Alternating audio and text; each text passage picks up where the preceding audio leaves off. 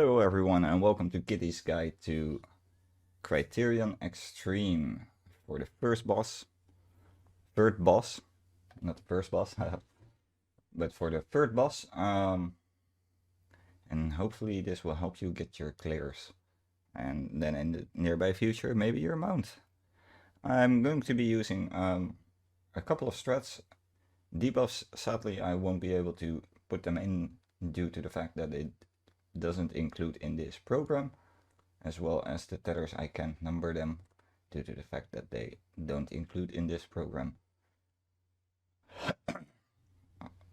So first things first, the arena will be split into two sections, a north and a south side. That is the most important part. North side will always be the tank with a range DPS, and south side will always be the healer with a melee DPS. In case you have two range DPS, you can always shirk the south side around with the healer being in and the melee and the other range being out. Having said that, you can use these markers as well. The AC 3 and 1 are very important for one mechanic. The DB 2 and 4 are basically the safe spots for one of the first mechanics. So, other than that, let's get started. First things first, you will tank it in the middle and there will be a raid white. This is pretty heavy hitting damage. The first one doesn't really matter. But after this, you might want to mitigate them at least a little bit to help your healer. After that, we can already pre-position for the first mechanic, which is going to be a set of portals with explosions on them. As you can see, there's 4 rotating portals, and there will be a flame in them, and they will rotate and then explode with very big explosions. Important thing is that you are spread up enough in your safe zones, because the boss will jump on 2 people and will then knock back the other if they're too close. Anti-knockback does not work here. So what you need to do is, as soon as they spawn, you need to figure out where they rotate to.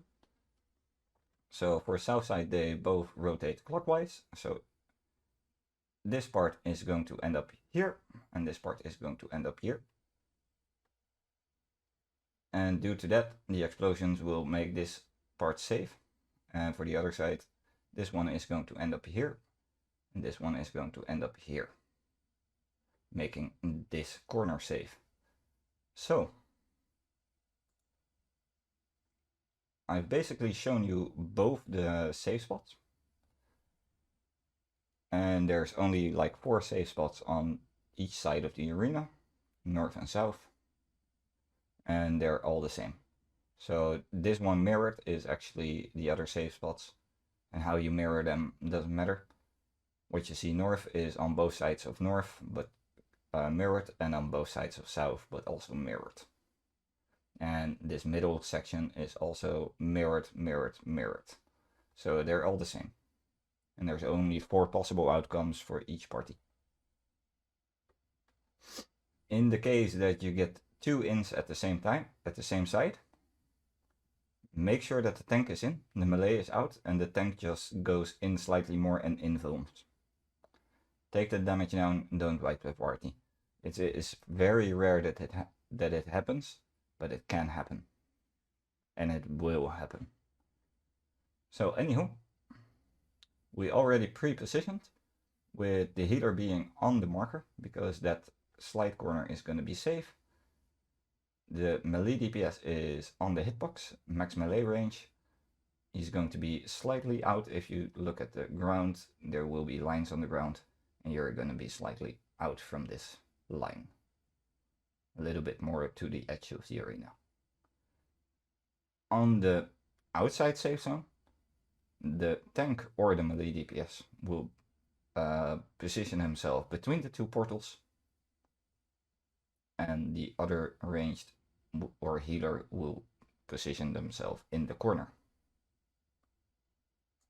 So they will rotate and then they will explode. As you can see, we're all perfectly fine.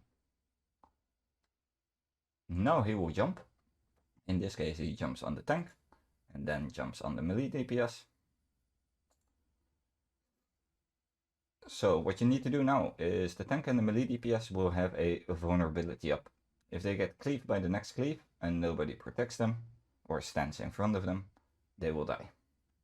So what we do is we always make sure that the people with the vulnerability up will go at max melee range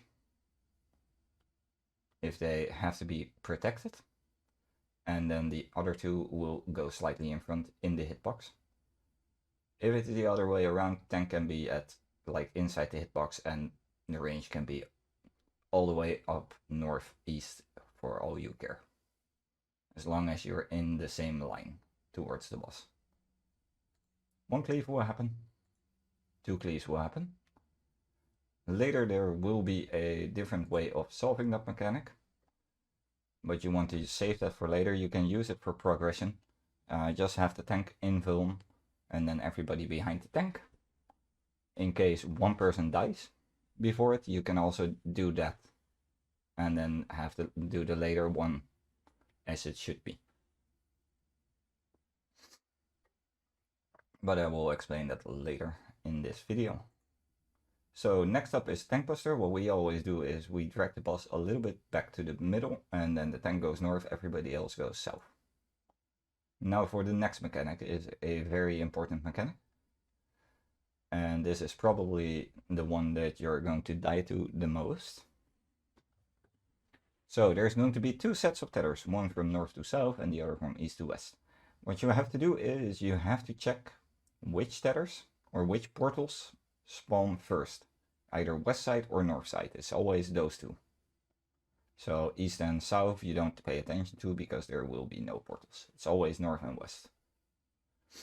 In this case, west spawns first. So you check the tethers that come out of the west side. So in this case, west to east. So we need to cut the blue tethers.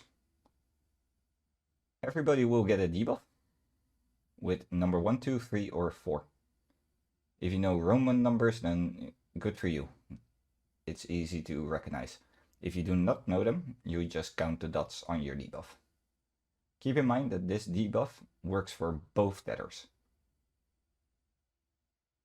Once you cut a tether, you will get a debuff with a vulnerability up. You cannot cut the second tether until that debuff runs out. So you can't cut them both and then do the mechanic the rest of the way. You have to cut one, wait for like 15 seconds, and then you can cut the next one.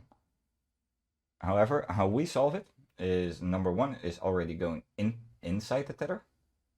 Or first we're gonna pre-position so that in both cases your tether is closest to you, and that you can cut it without having someone else be in front of it. Like if you're number 3, and in this case you would position north, and number 4 is standing here, and this top one is number 4, then you're screwed because number 3 needs to be cut before 4.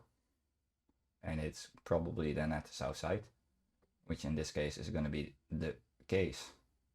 So number 1 can already stand in it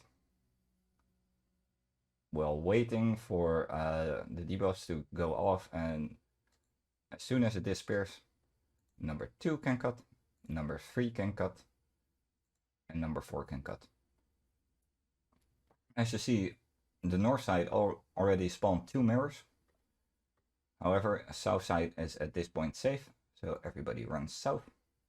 There will be 3 beams coming out of the mirrors, rendering the whole north side unsafe. Next up, there will be cleaves, and more cleaves. If you've done Hades, then you know how this works. However, these are diagrammed both of them, so it makes it easier. First will go off, second will go off, and number 1 can cut again. Number 1 is cut, number 2 is cut, number 3 is cut, number 4 is cut, and now its west side is safe, so we go to the west side. Tankbuster will get a debuff around him, a visible debuff, that he's going to get a Tankbuster. So he will already start moving north in this case. If north was safe, then he would probably be running east or west. He will get the Tankbuster. And that's the whole mechanic done. Next up is another raid wide. And we are going to prepare for the next mechanic. For this mechanic, I have a long explanation of how to solve the portals in another video, which the link is in the description below.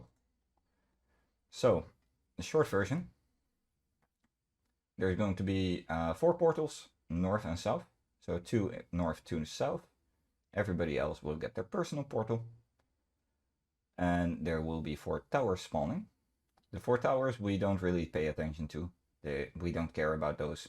We will bait them because we do it at the GP braindead way. So what you do first is you determine if you have blue or red.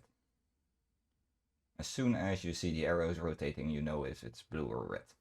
If you have red, you go to the red markers. If you have blue, you go to the blue markers. What you determine next while running to the blue or to the red markers is you check your own rotation. For example, mine is blue, so I have to go south. Now only the south section matters, with the outer 3 columns being out and the inner 3 columns being in. So I check my rotation, and from what I can see is that my portal will rotate outwards. So that means I start out. If it rotates out, you start out. If it rotates in, you start in. So we run towards where we need to be. Let me go back one. You run towards the blue. You know you have to be out, so it's bottom 3 lanes. And then you check those 2 portals. As you can see, this one is rotating counterclockwise, and it will be shirking the whole portal outside of the arena, which we don't want. And the red one at the south side is rotating portal inwards. So that is the one we want to be on.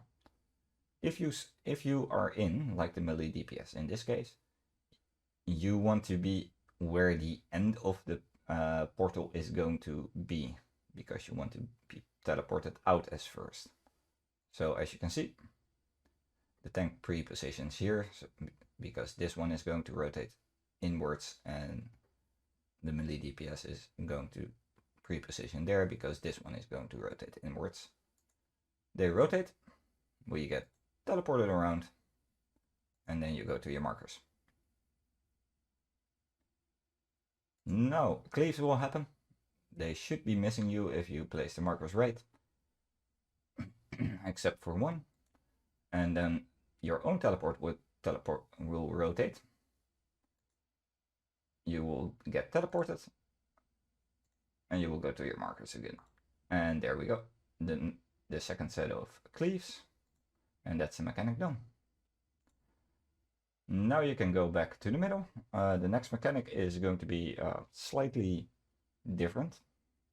There will be 3 rotating portals, one always being in the middle, 2 in the middle 2 lanes at the east and west side.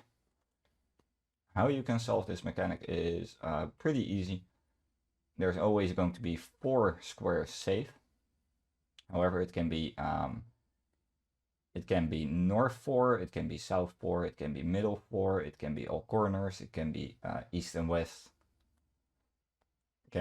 It can be basically anything. Or it's going to be north and south, but then both on the east side or both on the west side. So what you do is you check the middle portal first as soon as it spawns. You don't need to know the rotation yet. If it's if it goes from north to south, you know east or west is going to be unsafe. If it goes east to west, you know that the middle lane is always going to be unsafe. So in this case, it's going to be east or west. You don't know yet, but it's not important yet. As soon as you see the colors, like the rotating colors, you check if the east and the west side are the same color or opposite color. If they are opposite color, they will rotate to the same side. If they are the same color, they will rotate opposite of each other. So in this case, they're opposite colors, so they rotate to the same side. They're both, in this case, this one is going to rotate south, so they're both going to rotate south. If this one was blue, it would rotate north, and then this one would rotate south, making the middle unsafe. In this case, it's going to be south unsafe. And let's say, for example, that there's the same color. If this one rotates south, and this one rotates north, middle unsafe. This one rotates north, and then this one would be rotating south. So the middle would be safe. However, back to this mechanic, this one is going to rotate south. Because this is an opposite color, it will do the same, so south two lanes are unsafe. So we need to be north. As soon as you run north, you can check the middle one. It's going to be east or west. In this case, he's going to rotate to the east side, so west side is safe. So you know the two bottom lanes are unsafe, and the west side is unsafe. So you know that northwest, all four squares will be safe. So we position ourselves again. With the tank can be in melee range at this point, due to the fact that how it ends up. Otherwise, tank would also be in his far corner. Everybody else should be in their far corners. And the boss will jump again. Mirrors will rotate. Three beams will go out. The boss will jump, giving another set of knockbacks, and it will jump a second time. And there will be two people with a debuff that need to be protected again. So in this case, everybody goes behind the tank. He will invuln 1 line, 2 line, and that's the mechanic done. Keep in mind, if he used the invuln on the first one, he won't be able to use the invuln on this one. So he will have to do this mechanic as it should be. In case someone died on the first time, you can invuln the first one and you can actually do this mechanic here as it should be. So back to the middle. And 4 towers will spawn. North, east, south and west. What you check first is which one is going to emit the beam. A bluish beam that is going to rotate around it. That is the first tower you need to bait. For this mechanic, everybody will again get 1, 2, 3 and 4 for cutting lines. They will spawn. And how this one works is always set. Numbers 3 and 4 will bait the first tower, which in this case was north. And numbers 1 and 2 will start in the middle. So we pre-position. Number 1 can already cut. Number 2 has to wait till after the cleave. Number 3 and 4 will actually get the bait on them. Number 2 can cut. Now number 3 can cut. Number 4 can cut. What happens now is number 1 and 2 will have to bait. However, 3 and 4 in this case have to go back to their first tower. This is after the bait. There will be puddles baited and they will explode. As soon as they are baited and they are going to explode, number 1 can already cut. Then number 2 cuts, number 3 and 4 bait, number 3 cuts. Oh, wait. Number 3 doesn't cut yet. So you go to the middle. there will be another set of cleaves. You go to the save ones. The first will explode, number 1 can already cut. Second will explode, number 2 can cut. Number 3 and 4 can bait. They will get a bait. And there you have it. One more AoE, one more tank buster, and then you have the Enrage cast. So congratulations if you cleared it, and hope this guide was helpful. If you like this guide, leave a comment below and I might do more in the future. And don't forget to like and subscribe. And like I said before, for the specific mechanic of the portals, the link is in the description below, so do check that out. It is with more visuals and showing you how it actually works. Other than that, I hope you all enjoyed it and see you all with the next time. Have a good time. Happy gaming.